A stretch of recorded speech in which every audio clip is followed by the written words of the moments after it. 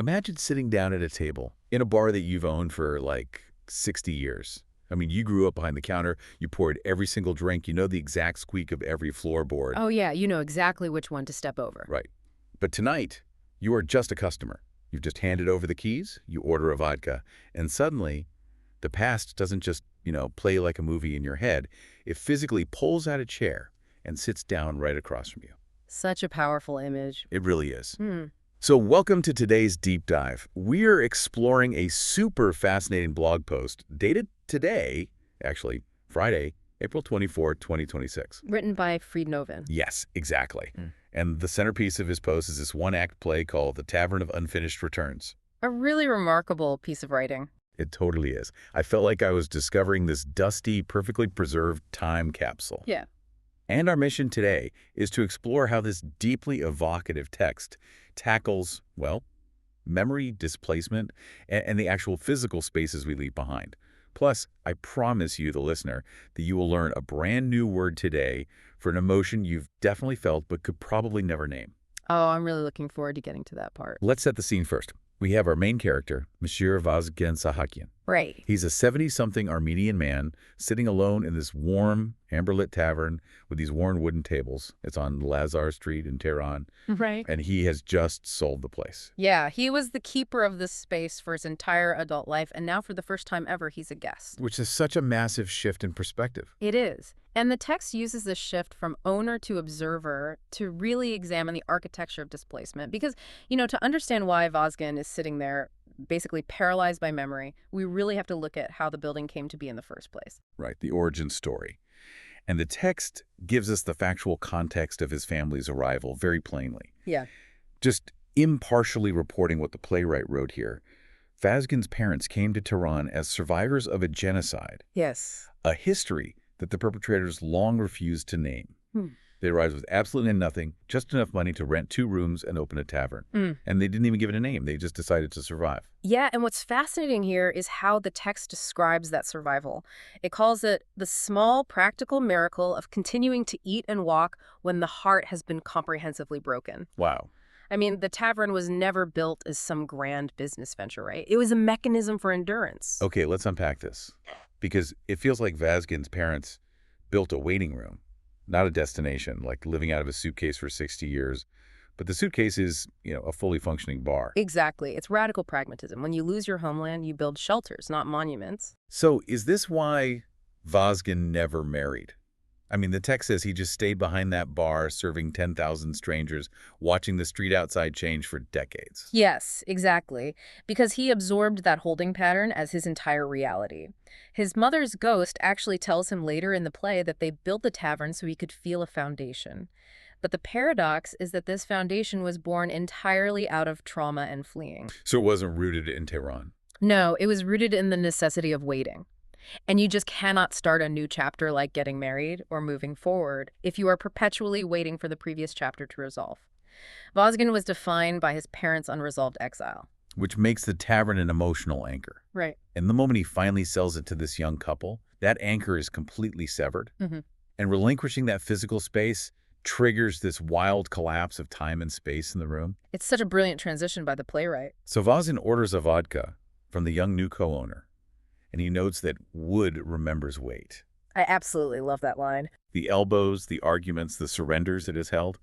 And as he drinks, the ambient light shifts, and the ghosts of his mother, his father, and his childhood neighbor, Inhabit, just appear.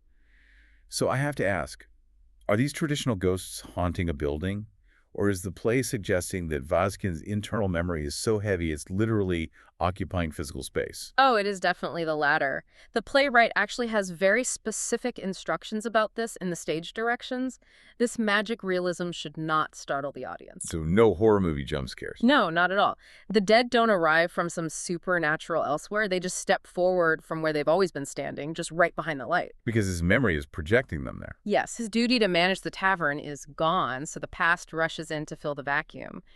And Anahit, the childhood neighbor, she is forever 12 years old. Because that's the age she was when Vazgen's family fled. Exactly. And he deliberately didn't look back from the cart because he didn't want to watch her get smaller in the distance. Right, which is just a devastating psychological defense mechanism. It preserves her scale, but it freezes her in time forever. The play calls it her gift and her sentence, Yeah. which really builds on why Vazgen's grief is so incredibly agonizing. He's carrying around people and places that don't exist in the real world anymore. Right, his childhood village is just a name on a piece of paper now. So he can't go back physically. Instead, he attempts to outsource his return. Yes, through a proxy. We get this secret ritual that his parents actually reveal they knew about the whole time. He would go to the southern bazaar, buy these pigeons, take them up into the thin air of the Yevon Hills, and just release them. Because pigeons possess that unseen compass, they always go back. Okay, here's where it gets really interesting. The pigeons are basically a homing technology for the human soul.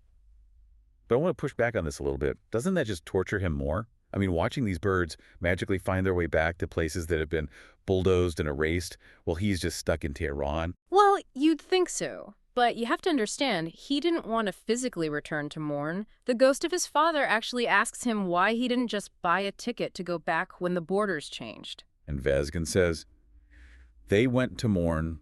I didn't want to mourn. I wanted to return. Exactly. And those are very different journeys. Going back physically forces you to confront the passage of time. You see a highway where your house was. That's mourning. That's the acceptance of loss. Right, but returning implies reclaiming it. Yes. Vazgen didn't want the geographical coordinates. He wanted the sensory experiences of the past. The smell of Tuesday morning bread. Oh, and the specific echo of the neighbor's stone well. Right, the October light on the floorboards. But those things just don't survive a journey back. They don't. So releasing the pigeons was his way of dispatching a portion of his longing without shattering the illusion. It's a practical response to an impractical grief. An impractical grief. Which brings us to the concluding notes of the blog post, where the playwright reveals there's actually a very specific name for this. Yes, the Armenian word karot. Karot. And he explicitly differentiates it from nostalgia. So what does this all mean for you, the listener? Could you clarify the difference between standard nostalgia and karot so we can kind of apply it to our own lives? Absolutely. So Novin synthesizes it beautifully. Nostalgia is retrospective. You look backward at it from a safe distance. Like looking at an old high school photo. Right, it's safe. But karot is continuous. It happens entirely in the present tense. It is the active physical ache of missing something you may never have fully had. Oh, wow. Or something that existed most completely in the exact moment before you realize you were losing it. So it's walking around feeling the phantom limb of an alternate reality you didn't get to live. Yes, perfectly said. Vazgen hasn't been reminiscing for 70 years. He has been actively living inside karot. And understanding that is the key to the ending of the play, because the haunting isn't broken by some magical exorcism. No, it's broken by articulation. Right. He finally talks about the pigeons to his parents. He admits his fear to Anahit, and the moment he stops hiding and names the karot, the ghosts just start to fade. The act of speaking the truth aloud is the final release. Anahit tells him, "You can come now, Vazgen, whenever you are ready." And they become translucent and disappear. He unpacks that psychological suitcase. He does. The waiting room isn't needed anymore. And the transition back to reality is just masterful. The magic realism ends, the normal amber light comes back, and the young couple behind the bar has absolutely no idea this massive psychological shift just happened. Not at all. So Vazgen stands up and asks the new young owner if she believes a place can belong to someone. And her answer is just, it's so profound. She says, a place can hold someone, the way water holds salt. Even after the water is gone, the salt remains. It is such a profound acknowledgement of his invisible labor. She is telling him that his essence, his salt, is permanently absorbed in the wood and the walls. So he doesn't need to physically be there anymore for his presence to matter. Right. It gives him permission to finally leave. He leaves a tiny, unidentifiable object. A feather, maybe a button on the table. He hears the sound of pigeon wings everywhere, says the word home, and just walks out the door. He allowed himself to fly, essentially. He reached the end of his karot. What a beautiful way to put it. So to wrap this up, I really want you to think about the physical spaces you have passed through in your own life. Childhood homes, old apartments, maybe your favorite corner booth. Even if you can never return to those places, what kind of salt have you left behind in the wood and the walls? And who is being held by it now? Thanks for diving deep with us today. We'll catch you on the next one.